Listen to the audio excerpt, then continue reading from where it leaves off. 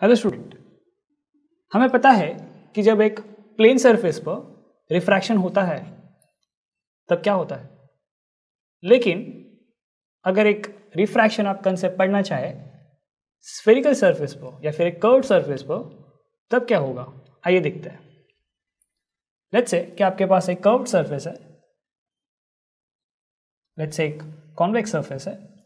इसके लेफ्ट में आपके पास एक मीडियम है जिसका रिफ्रैक्टिव इंडेक्स है μ1 और इसके राइट में लेट्स से आपके पास यहाँ पर जो मीडियम है लेट्स कॉल इट एज कि रिफ्रैक्टिव इंडेक्स उसकी है μ2। Now this point which we call it as pole, ये point P। Now let's say कि यहाँ से एक ऑब्जेक्ट है आपके पास O, यहाँ से जो रे ऑफ लाइट आएगी due to the normal incidence ये सीधा निकल जाएगा, राइट, नॉर्मल इंसिडेंस पर। लेकिन अगर आप एक इंक्लाइंड रे दिखाएंगे यहाँ पर कुछ इस तरह से, ये आपकी इंसिडेंट रे है। अब ये एक सर्टेन एंगल पर इंसिडेंट हो रहा है, यानी कि आपको स्नेल्स लॉ फॉलो कराना होगा इस रे को।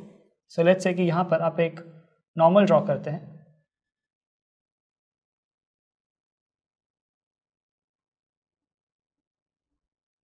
तो ये जो नॉर्मल है, इस नॉर्मल के इस इंसिडेंट रे के साथ जो एंगल होगी हम उसे क्या कहते हैं, आई, एंगल ऑफ इंसिडेंस आई।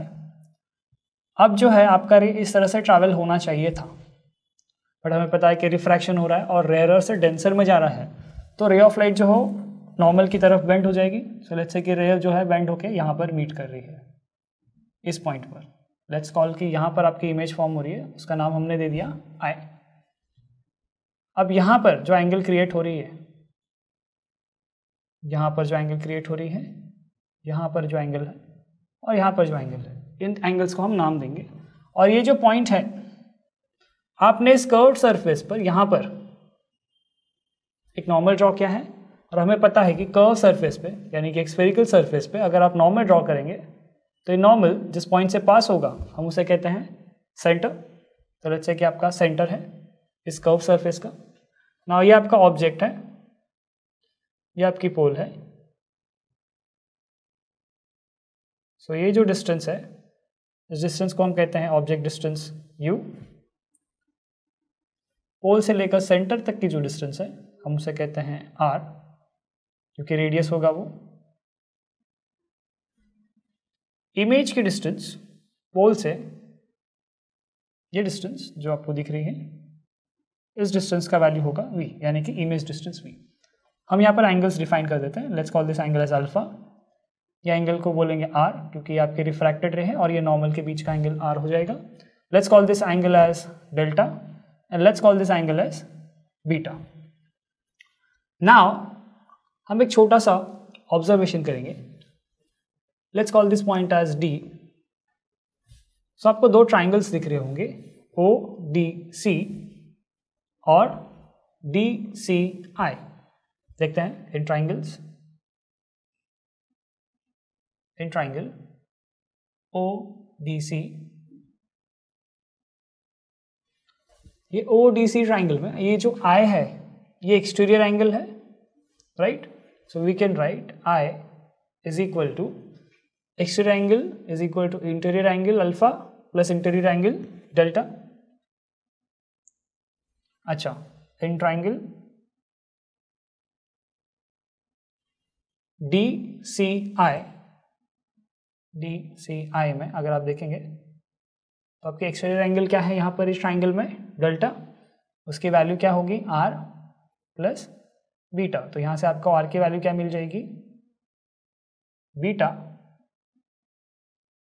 यहाँ अगर हो जाएगा नेगेटिव और डेल्टा रहेगा पॉजिटिव, या फिर आप इसे लिखना चाहे कुछ इस तरह से, you can write delta minus beta.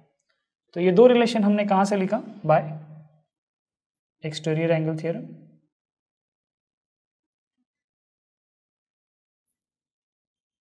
Now if we want to write according to Snell's law,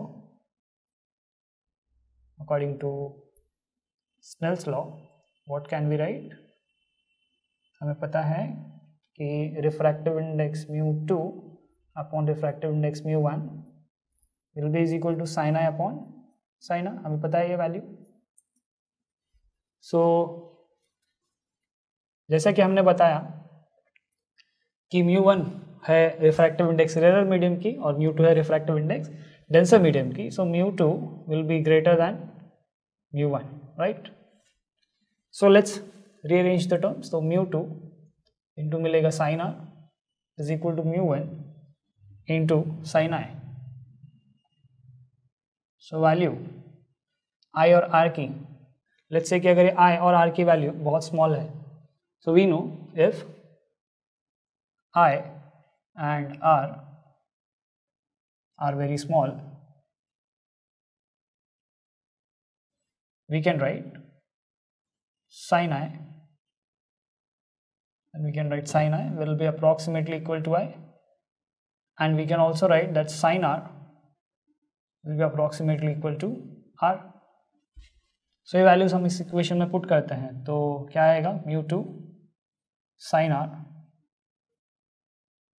equal to क्या लिखा था, μ1 sin I। इक्वेशन में पुट करेंगे ये वैल्यूज तो क्या हो जाएगा, μ2R equal to μ1 I। Now R की वैल्यू यहाँ पर हमें दिख रही है, R की वैल्यू, राइट, ये आपके R की वैल्यू है और ये आपकी I की वैल्यू है।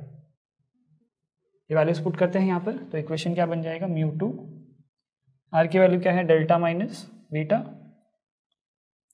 μ1, I की वैल्यू क्या है, अल्फा प्लस डेल्टा। थोड़ा इसको अंदर मल्टीप्लाई करते हैं, μ2 delta minus μ2 beta is equal to μ1 alpha plus μ1। So delta के टर्म्स को हम टुगेदर लेके आता है तो μ2 डेल्टा माइनस μ1 डेल्टा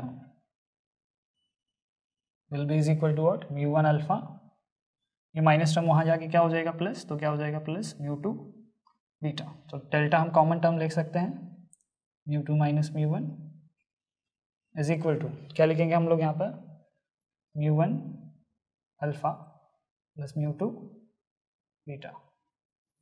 चलिए अब डेल्टा की वैल्यू, डेल्टा, अल्फा और बीटा, ये तीन वैल्यूज हमें चाहिए, कैसे मिलेंगे, पॉइंट नंबर 2 था, ये point number 3, now point number 4 we can write as alpha, beta and delta are very small,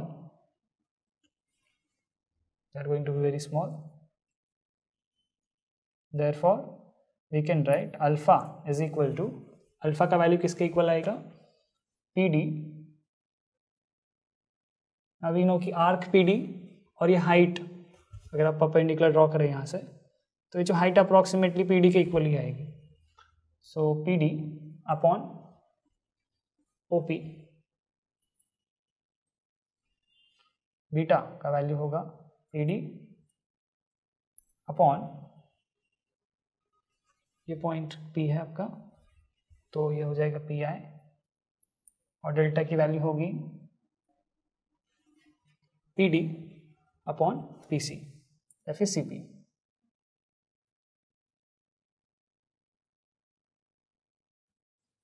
now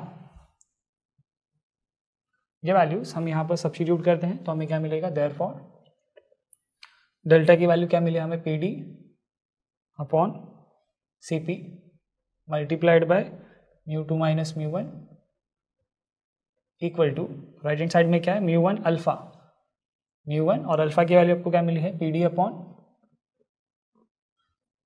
OP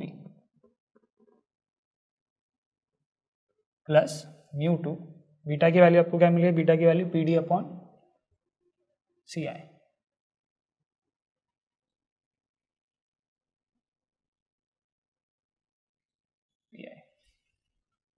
okay, so ये PD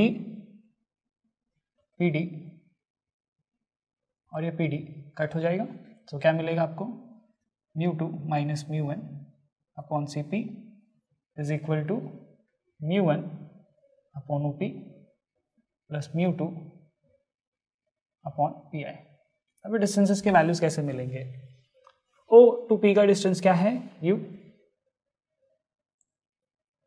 O टू P का जो डिस्टेंस है उसकी वैल्यू है U, लेकिन ये जो डिस्टेंस है ये पोल के लेफ्ट में है तो we will write it as negative.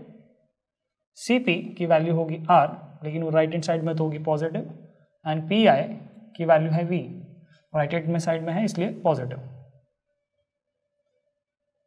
तो ये वैल्यूज अगर हम यहाँ पे सब्स्टिट्यूट करें तो आपको क्या इक्वेशन मिलेगा, μ2 माइनस μ1 अपॉन CP का वैल्यू क्या है R equal to μ1 upon OP, यानी कि μ1 डिवाइड बाई OP की वैल्यू है -u प्लस μ2 अपॉन है यहाँ पर V। सो अगर आप थोड़ा सा रीअरेंज करें so μ2 minus μ1 upon R is equal to μ2 upon V minus μ1 upon U। ये रिलेशन सेटिस्फाई होगा अगर आप रिफ्रैक्शन करा रहे हैं एक कर्व सरफेस पे या फिर एक स्फेरिकल सरफेस पे।